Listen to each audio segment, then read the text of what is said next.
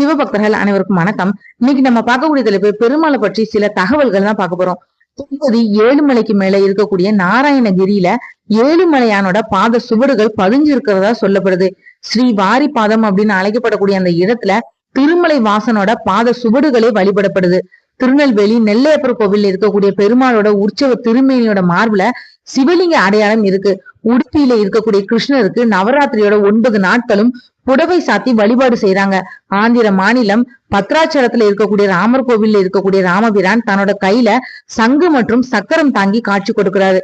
திருநெல்வேலிக்கு கிட்டக்க இருக்கக்கூடிய நாங்குநேரியில வானமாமலை பெருமாள் கோவில் இருக்கு. இங்க இருக்கக்கூடிய பெருமாளுக்கு தினமும் 3 லிட்டர் எண்ணெய் சாத்தப்படுது.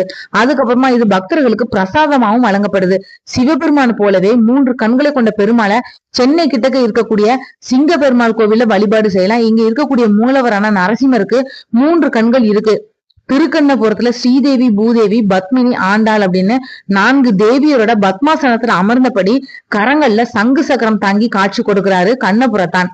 ஆசியாவிலேயே ரொம்ப பெரிய பள்ளி கொண்ட பெருமாள் இருக்கக்கூடிய தலம் திருமயம். ஒரே மலையா குடைஞ்சி அமைக்கப்பட்ட சிவன் மற்றும் பெருமாள் கோவில் இது மட்டும்தான். திருச்சியில இருந்து முசிறி செல்லக்கூடிய சாலையில இருக்கு வேத நாராயணன் கோவில். இங்க இருக்கக்கூடிய பெருமாள் 4 வேதங்களையும் தலையணையா வச்சு படுத்திருக்கிறாரு. இதனால் அவருக்கு வேத நாராயணன் அப்படின்னு பேர் உண்டு. காஞ்சிபுரம் வரதராஜ பெருமாள் கோவில் இருக்கக்கூடிய அத்திவரதர் அனந்த சரஸ் அப்படின்ற திருக்கோலத்துல நீருக்கு அடியில நிரந்தரமா எழுந்தருளி இருக்கிறாரு.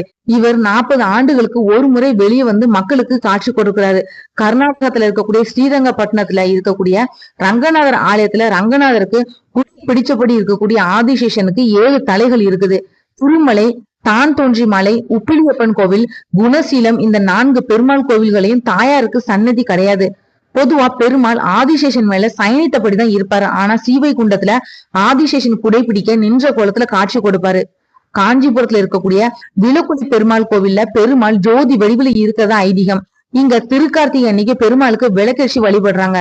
கருங்குளத்துல பெருமாளை 3 அடி உயரமுள்ள சந்தனக்கட்டை வடிவுல வச்சு அபிஷேக ஆராதனை செஞ்சு பூஜை செஞ்சுட்டு வராங்க. இதுக்கு 2 பக்கமும் சங்கு சக்கரம் இருக்குது. இத பத்தி ஏற்கனவே நான் வீடியோ போட்டிருக்கேன். மாமல்லபுரம் தலசேன பெருமாள் கோவில்ல பெருமாள் ஒரு கரத்தை தலைக்கு வச்சுட்டு தரையில சாய்வா கால் நீட்டி சயனத்துல இருக்காரு. சங்கு சக்கரம் இவருக்கு இல்ல. காஞ்சி உலகளந்த பெருமாள் திருக்கோவில திருமலிசை ஆழ்வாராலும் திருமங்கை மன்னராலும் மங்கள சாசனம் செய்யப்பட்ட 4 திவ்ய தேசங்கள் இருக்கு.